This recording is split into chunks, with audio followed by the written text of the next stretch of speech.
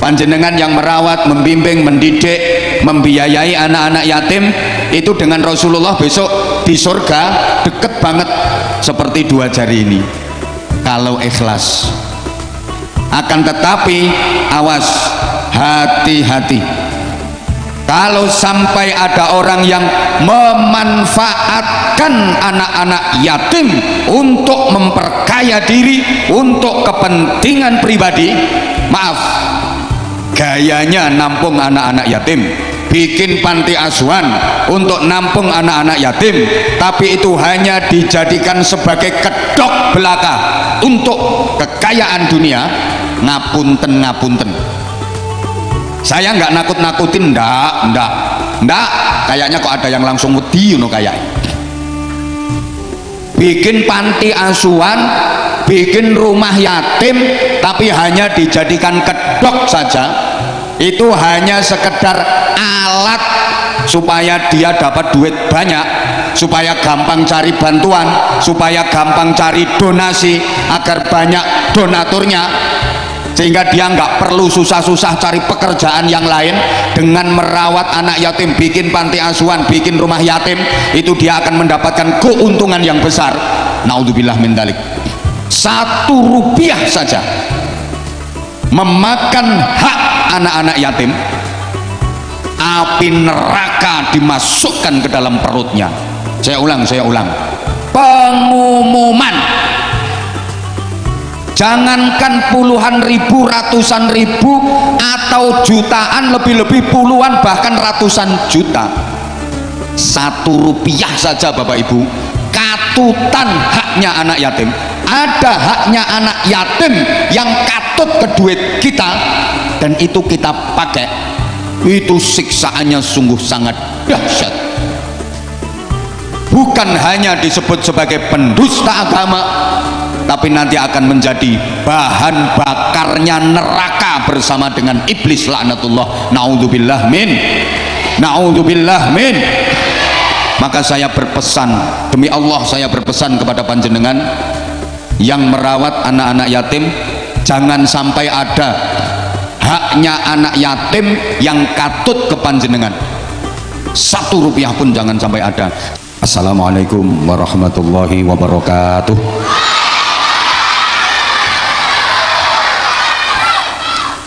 Bismillahirrahmanirrahim. Mas Tony bersama keluarga, kita doakan mudah-mudahan Pak Tony bersama istri dan keluarga senantiasa dikaruniai panjang umur, sehat walafiat, dikaruniai rezeki yang makin lancar, berkah, sehingga semoga Pak Tony dan keluarga ini makin maslahah manfaat untuk masyarakat.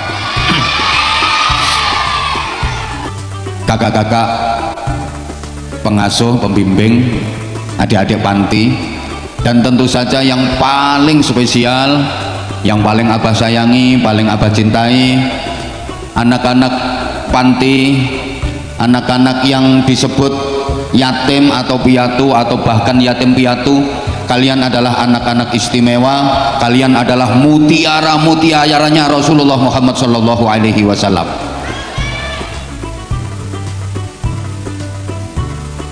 Saya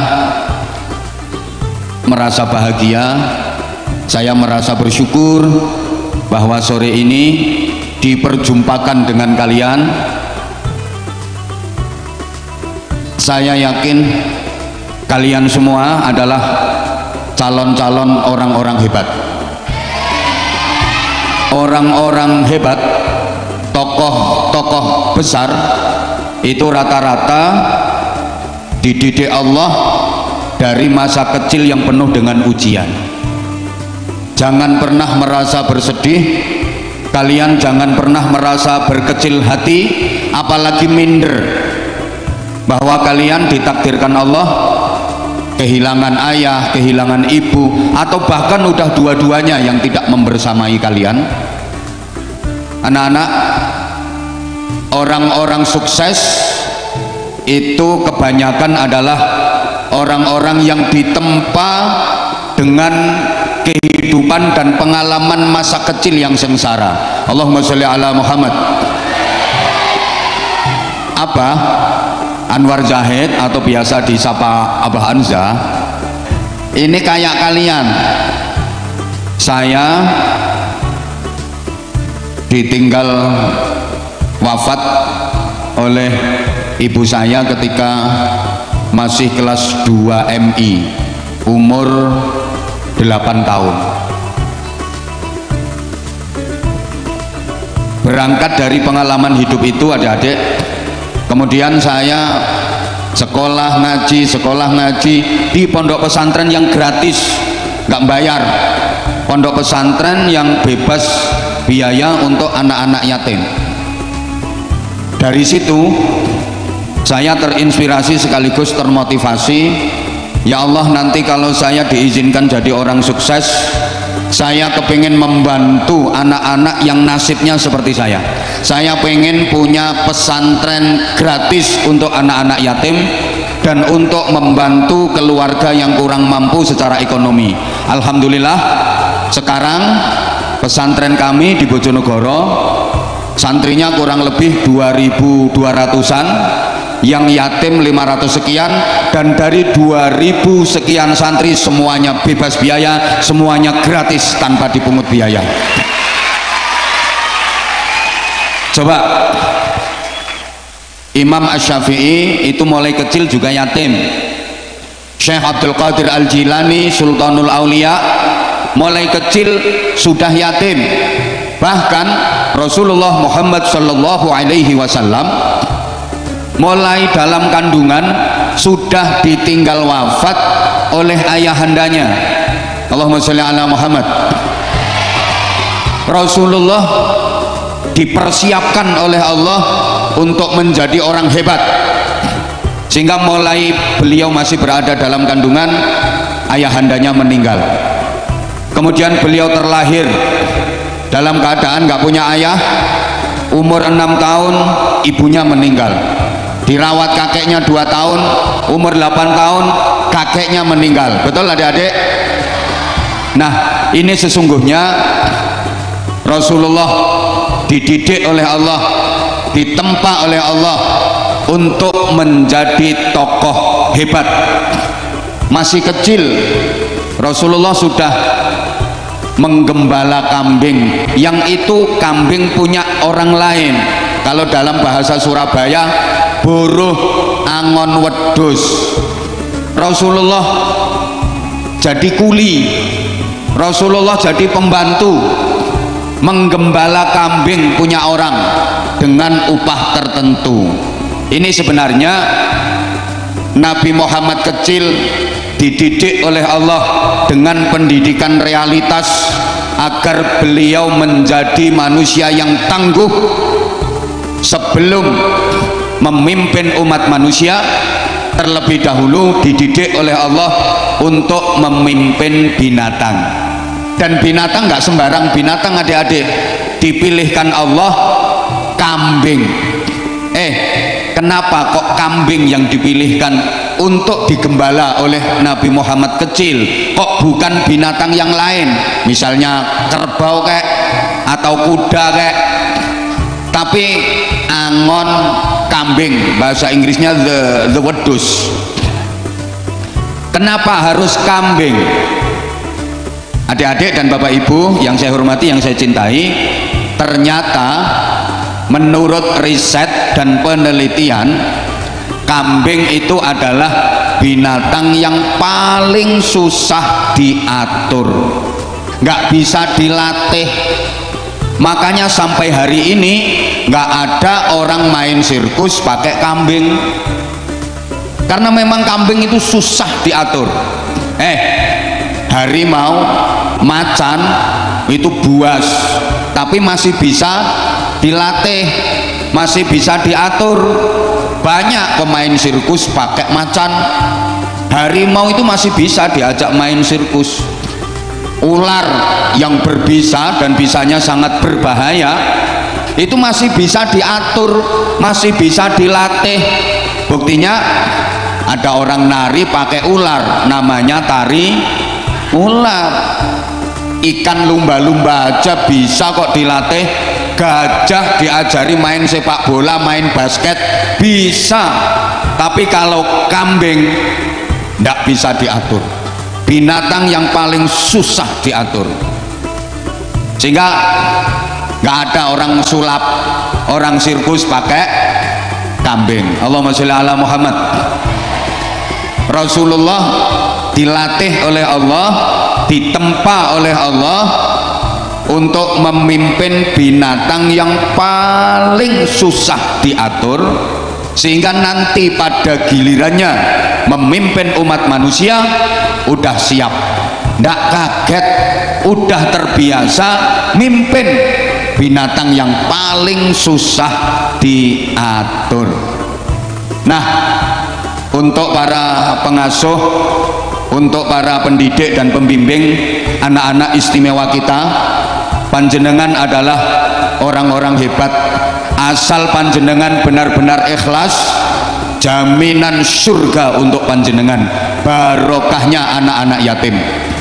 Bapak dan Ibu, tentu panjenengan sudah tahu bahwa Nabi menyatakan ana wa kafilul yatim kahataini fil jannah. Rasulullah bersabda, aku dengan orang yang menanggung beban hidup anak-anak yatim, aku dengan orang yang ikut membiayai pendidikan anak-anak yatim, menanggung biaya hidup anak-anak yatim, itu besok di surga seperti dua jari ini. Rasulullah bersabda sambil menunjukkan dua jari beliau, jari telunjuk dan jari tengah. Artinya apa? Orang yang membiayai pendidikannya anak-anak yatim, ikut mengkafil, membantu menanggung biaya hidup anak-anak yatim, yang makannya, ya pakaiannya, tempat tinggalnya, sekolahnya, ngajinya, belajarnya, itu besok di surga kedudukannya sangat dekat dengan Rasulullah Muhammad Sallallahu Alaihi Wasallam. Sungguh sangat beruntung orang-orang yang dipilih oleh Allah untuk menjadi orang tua asuh dari anak-anak yatim.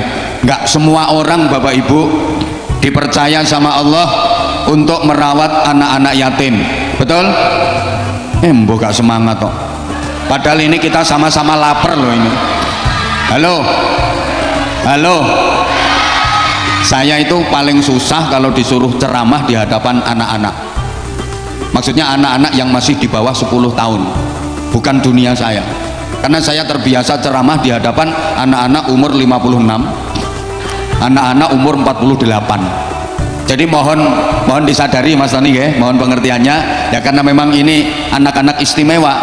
Anak-anak saya banyak yang yatim, tapi minimal sudah lulus SD, sudah lulus MI, minimal kelas 1 SMP sampai kelas 12 atau kelas 3 SMA. Itu yang biasa saya hadapi, yang saya emong.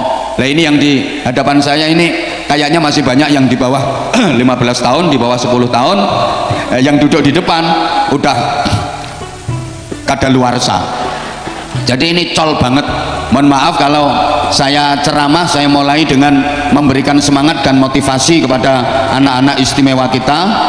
Kemudian saya juga pengen memberikan motivasi kepada panjenengan selaku pendidik, pembimbing dan pengasuhnya.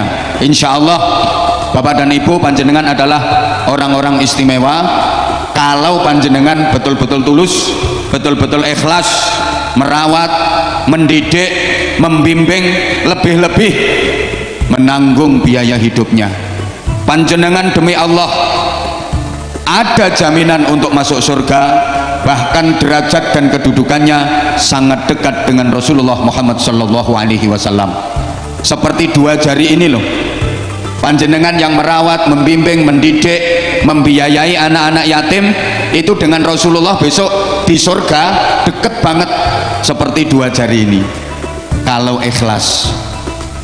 Akan tetapi awas, hati-hati, Kalau sampai ada orang yang memanfaatkan anak-anak yatim untuk memperkaya diri, untuk kepentingan pribadi, maaf, gayanya nampung anak-anak yatim, bikin panti asuhan untuk nampung anak-anak yatim, tapi itu hanya dijadikan sebagai kedok belaka untuk kekayaan dunia. Ngapunten, ngapunten, saya nggak nakut-nakutin, ndak, kayaknya kok ada yang langsung wedi, kayak bikin panti asuhan, bikin rumah yatim, tapi hanya dijadikan kedok saja. Itu hanya sekedar alat supaya dia dapat duit banyak, supaya gampang cari bantuan, supaya gampang cari donasi, agar banyak donaturnya, sehingga dia nggak perlu susah-susah cari pekerjaan yang lain. Dengan merawat anak yatim, bikin panti asuhan, bikin rumah yatim, itu dia akan mendapatkan keuntungan yang besar. Naudzubillah min dzalik. 1 rupiah saja memakan hak anak-anak yatim, api neraka dimasukkan ke dalam perutnya. Saya ulang, pengumuman. Jangankan puluhan ribu, ratusan ribu, atau jutaan, lebih-lebih puluhan, bahkan ratusan juta, 1 rupiah saja Bapak Ibu, katutan haknya anak yatim. Ada haknya anak yatim yang katut ke duit kita, dan itu kita pakai, itu siksaannya sungguh sangat dahsyat. Bukan hanya disebut sebagai pendusta agama, tapi nanti akan menjadi bahan bakarnya neraka bersama dengan iblis laknatullah. Naudzubillah min. Maka saya berpesan, demi Allah saya berpesan kepada panjenengan yang merawat anak-anak yatim, jangan sampai ada haknya anak yatim yang katut ke panjenengan. 1 rupiah pun jangan sampai ada. Saya, Bapak Ibu, kalau ada bantuan atau apapun yang itu memang untuk anak-anak yatim, saya dewekkan. Apa saya dewekkan itu ya? Ya saya sendirikan. Saya jangan sampai katutan sedikit pun. Mending saya tekor, mending saya torok daripada katutan. Mudah-mudahan ini bisa dipikirkan, karena akhir-akhir ini zaman wes akhir, mohon maaf banget, fitnah akhir zaman, ujian akhir zaman. Banyak orang yang justru malah memanfaatkan anak-anak yatim untuk lahan pekerjaan, memperkaya diri sendiri. Naudzubillah. Nah, di Surabaya ada apa enggak? Kayaknya ya ada, tapi orangnya enggak datang kok. Tenang, orangnya enggak ada di sini. Allahumma sholli ala Muhammad. Mudah-mudahan acara yang terlaksana sore hari ini benar-benar membawa barokah untuk kita semua, bisa membuka kesadaran bagi umat, terutama sekali untuk Mas Tony. Semoga dengan mengadakan event semacam ini membuka mata hati dan kesadaran dari para agnia, orang-orang kaya, agar makin punya kepedulian terhadap anak-anak yatim. Sederhana saja sebenarnya, supaya kita punya rasa iba kepada anak-anak yatim. Gampang, bayangkan bahwa yang yatim itu anak kita. Bayangkan yang ditinggal mati oleh ayahnya atau ibunya itu anak kita. Yang mengalami nasib seperti mereka itu adalah anak kandung kita. Itu udah cukup menjadi motivasi diri kita agar kita punya rasa iba, berbelas kasih kepada anak-anak yatim. Allahumma sholli ala Muhammad. Bapak dan Ibu, izinkan saya sedikit bercerita. Pada suatu hari raya, Rasulullah selesai mengimami sholat id. Setelah beliau berkhutbah, kemudian menjadi imam sholat id, beliau hendak pulang menuju ke rumah. Di tengah perjalanan pulang, Rasulullah mendapati atau melihat ada beberapa anak yang sedang bermain riang gembira, karena memang hari itu adalah hari raya. Ada sekelompok anak-anak yang sedang bermain gembira, pakaiannya bagus-bagus, indah-indah. Anak-anak itu kelihatan ganteng-ganteng, cantik-cantik, rapi. mereka bawa kue, mereka menari-nari kegirangan. Memang mereka sedang merayakan lebaran, sedang berhari raya. Nah, agak jauh sedikit dari kerumunan anak-anak yang sedang riang gembira bermain itu, ada seorang anak yang duduk termenung sendirian, pakaiannya lusuh, pakaiannya dekil, pakaiannya jelek, nampak sekali bahwa dia tidak terurus. Dia menunduk, diperhatikan, didekati sama Rasulullah, ternyata air matanya berurai, dia menangis sesenggukan. Kemudian didekati sama Rasulullah dan ditanya, "Nak, kenapa kamu kok menangis dan duduk merenung di sini? Kenapa kamu nggak ikut teman-temanmu yang lagi bermain-main di sana?" Jawaban dari anak ini sungguh menyayat hati. Mereka enak, bajunya baru, bajunya bagus, mereka punya kue, mereka punya uang, sedang aku bajuku jelek, aku nggak punya duit, aku nggak punya uang. Emang kamu kenapa, Nak? Ya mereka masih punya ayah, masih punya ibu, ada yang membelikan baju baru, ada yang ngasih duit, ada yang ngasih kue, sedang aku nggak punya siapa-siapa. Emang orang tuamu kemana? Tanya Rasulullah. Kemudian anak ini berkata, bapakku meninggal ketika aku masih berumur 3 tahun. Nggak lama setelah itu ibuku juga meninggal, aku sebatang kara, aku nggak punya siapa-siapa. Berkata seperti itu sambil menangis. Maka Rasulullah yang tadi berdiri langsung duduk sama rendah dengan si anak yatim piatu tadi. Kemudian anak ini didekap sama Rasulullah, dibisikkan kata mesra, "Nak, maukah kamu kalau aku Muhammad ini menjadi ayahmu, Aisyah jadi ibumu, dan Fatimah jadi saudaramu?" Sentuk anak ini menganggukkan kepala, kemudian digendong sama Rasulullah, dibawa pulang, dimandikan sama Rasulullah, kemudian dikasih baju baru, dikasih minyak wangi, dikasih duit, dikasih kue.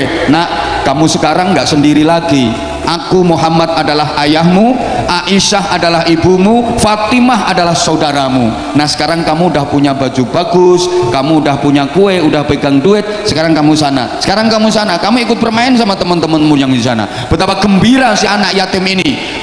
Dia pakaiannya sudah bagus, pakaian baru, dia punya kue, dia punya duit, lari dia menyusul teman-temannya yang sedang bermain tadi. Kelihatan riang gembira, bahkan teman-temannya ini pada heran, "Loh, ini bukankah ini anak yang tadi pakaiannya jelek, pakaiannya dekil, kusut, dia orang miskin, sekarang kok dia punya baju lebih bagus dari kita, baunya lebih harum daripada kita, dia punya duit, dia pegang kue."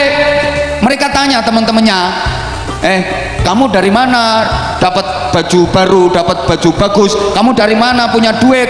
Kamu dari mana punya kue?" Kemudian si anak yatim ini bercerita, "Aku sekarang udah punya ayah, namanya Muhammad. Aku sekarang udah punya ibu, namanya Aisyah. Aku punya saudara, namanya Fatimah. Ini aku tadi dimandikan, aku dikasih baju sama ayahku, aku dikasih duit, aku dikasih kue, aku dikasih macam-macam." Sampai mereka anak-anak itu berkata, "Kenapa bukan bapakku saja yang mati?" Sampai mereka kepingin bapaknya mati.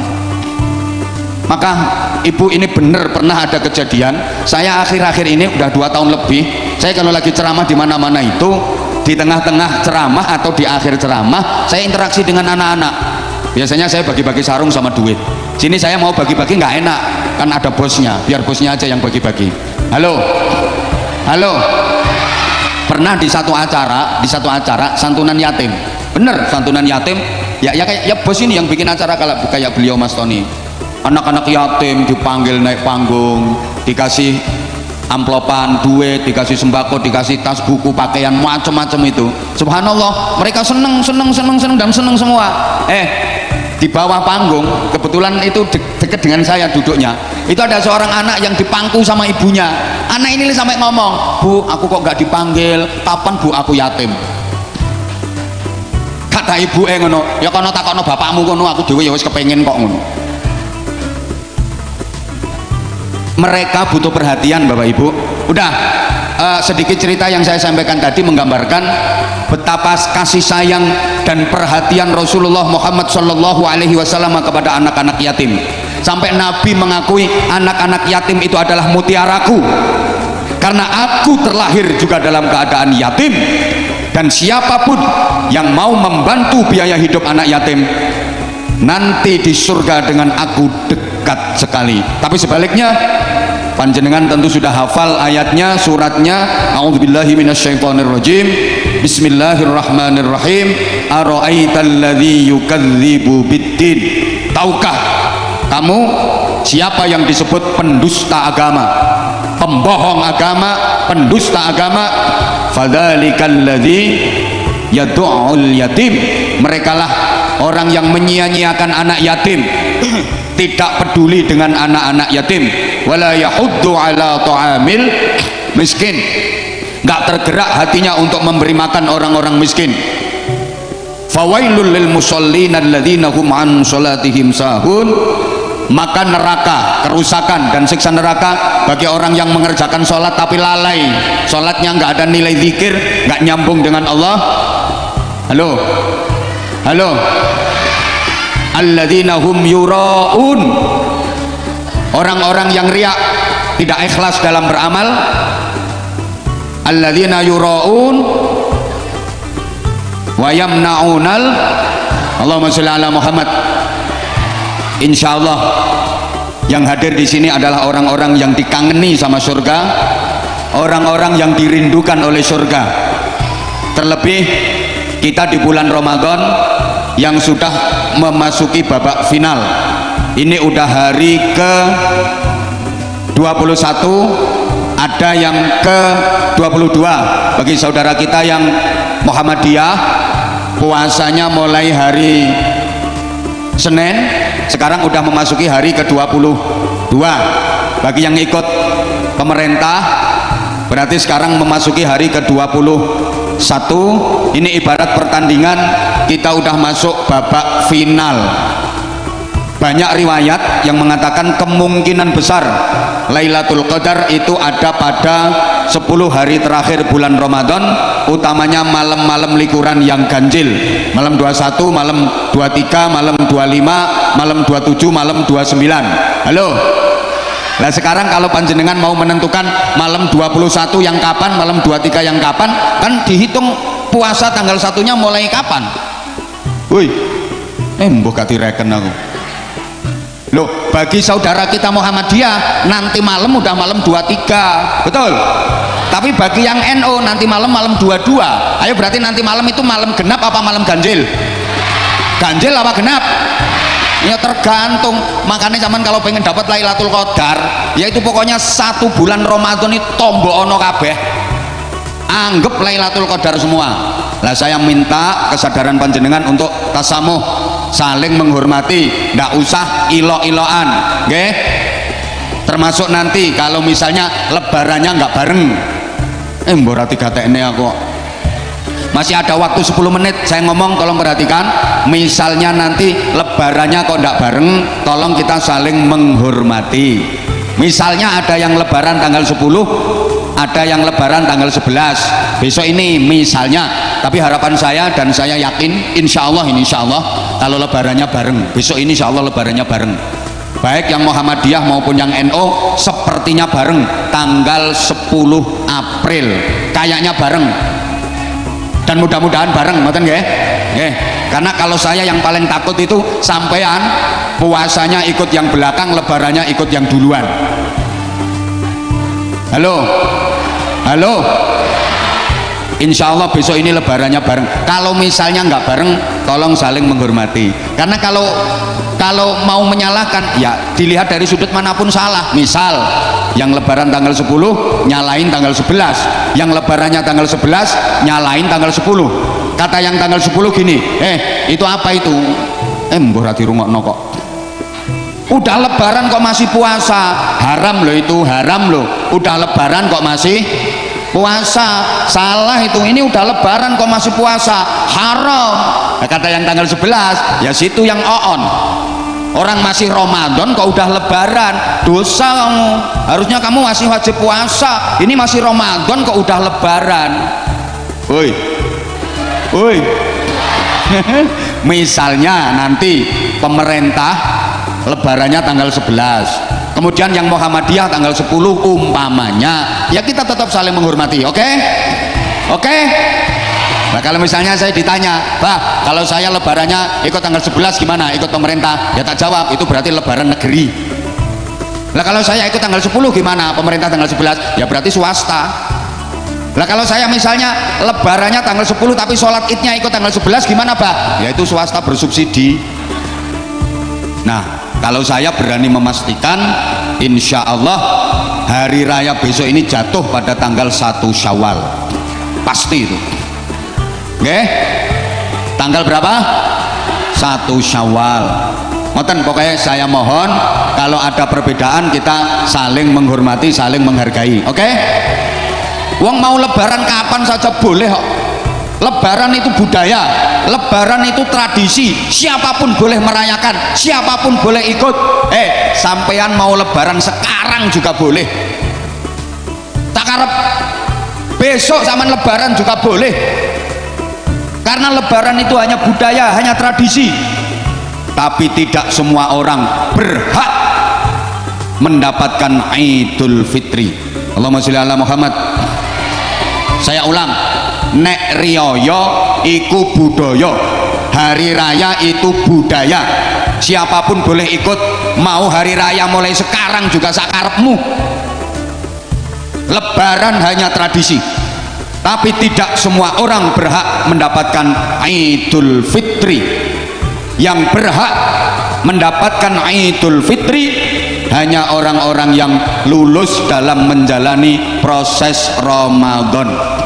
Oke wes, tak bulan baleni, saya ulang-ulang karena menurut saya ini penting. Siapapun boleh ikut berhari raya, ikut berlebaran, karena hari raya lebaran itu hanyalah budaya, hanyalah tradisi. Maaf, tapi tidak semua orang berhak beridul fitri. Hanya orang-orang yang lulus dalam menjalani Ramadan saja yang berhak mendapatkan Idul Fitri, kembali fitrah. Tandanya apa? Tandanya adalah ada peningkatan kualitas diri, peningkatan kualitas hidup, dan peningkatan prestasi ibadah setelah Ramadan, bukan cuma peningkatan berat badan. Allahumma sholli ala Muhammad.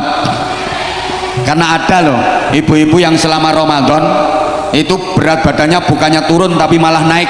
Sebelum Ramadan itu berat badannya 56, begitu selesai Ramadan jadi 69. Ada apa enggak?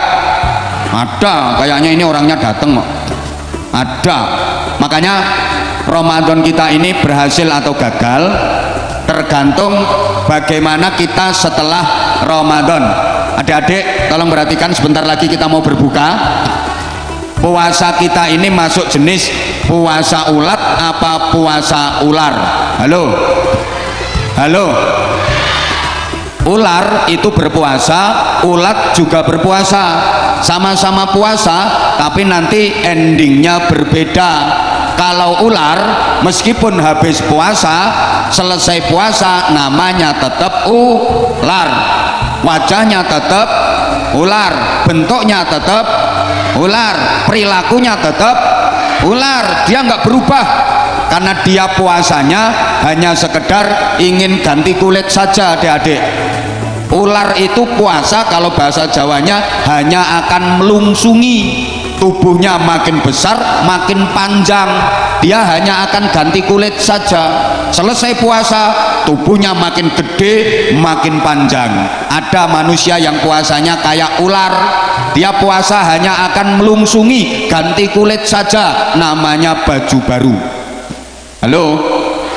Selesai Ramadan tubuhnya tambah gede, tambah gemuk, berat badan yang meningkat.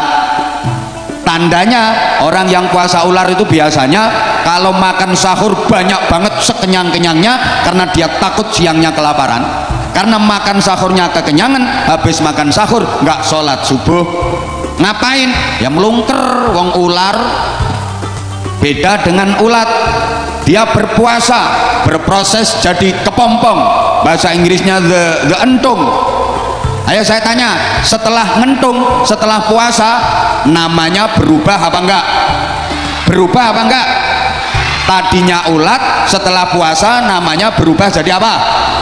kupu-kupu, berarti namanya berubah, wajahnya berubah, bentuknya berubah, gayanya berubah, warnanya berubah, perilakunya berubah. Makin jelek apa makin bagus? Makin buruk apa makin indah? Kupu-kupu itu kedatangannya jadi ancaman atau harapan? Kedatangannya kupu-kupu menyedihkan atau membahagiakan? Ini berarti puasanya berhasil. Kalau ular, kedatangannya membawa harapan atau jadi ancaman? Kalau ada ular datang, seneng apa sedih? Halo, halo. Kira-kira puasa kita bulan ini masuk puasa jenis ular apa puasanya ulat? Kalau memang puasa ulat, lepas Ramadan harus berubah jadi kupu-kupu, lambang keindahan, membantu bunga untuk berproses jadi buah. Karena banyak adik-adik orang yang habis berkepompong sebulan Ramadan keluar nggak jadi kupu-kupu, malah jadi codot. Halo, halo. Itu berarti Ramadannya gagal total. Mudah-mudahan Ramadan kita kali ini benar-benar berhasil. Ramadan kita kali ini sukses, dan semoga Ramadan kita kali ini jauh lebih baik daripada Ramadan yang sudah lewat. Amin Allahumma, amin Allahumma. Dan kita tentu berdoa berharap semoga masih dipertemukan dengan Ramadan berikutnya. Amin Allahumma. Mudah-mudahan kita masih diperjumpakan dengan Ramadan berikutnya. Tapi kita juga kita juga patut waspada. Siapa tahu Ramadan kali ini adalah Ramadan yang terakhir bagi kita, karena nggak ada jaminan kalau tahun depan kita masih bisa berjumpa dengan Ramadan lagi. Oleh karena itu, sisa Ramadan yang tinggal beberapa hari ini jangan kita sia-siakan. Mari kita manfaatkan dengan sebaik-baiknya agar kita benar-benar menjadi orang yang dikangeni surga, yang dirindukan oleh surga. Dan peluang itu ada pada bulan Ramadan. Seperti sabda Nabi, al-jannatu mustaqatun ila arba'ati nafar. Surga itu rindu, sangat kangen dengan 4 golongan manusia. Yang keempat-empatnya potensial sekali kita kejar di bulan Ramadan. Satu, yang dikangeni surga adalah talil Quran, orang yang rajin membaca Al-Quran. Ramadan disebut syahrul Quran. Perbanyak baca Al-Quran di bulan Ramadan agar kita termasuk orang-orang yang dikangeni surga, orang-orang yang dirindukan surga. Jangan sampai bulan Ramadan lewat tanpa kita membaca Al-Quran. Pasti kita akan nyesel lebih-lebih kelak di akhirat. Yang kedua, wahafizil lisan, yang dirindukan surga adalah orang yang pandai menjaga lisan. Omongannya baik, omongannya berguna, omongannya berfaedah dan bermanfaat, nggak suka bohong, nggak suka melukai perasaan orang, nggak suka nyakitin orang, nggak suka ghibah, nggak suka namimah. Pokok dia pandai menjaga lisan. Lisannya bermanfaat, lisannya menjadi penuntun kebenaran, lisannya banyak berzikir, lisannya banyak bersolawat, lisannya banyak membaca Quran, tidak ngomong kecuali benar, tidak ngomong kecuali jujur, nggak suka bohong, nggak suka menyakiti orang. Halo, nggak suka nyelatu. Yang ketiga, yang dikangeni surga adalah wa mut'imil ji'an, suka memberi makan orang yang kelaparan. Jadi orang yang dermawan, nggak pelit, nggak bakhil.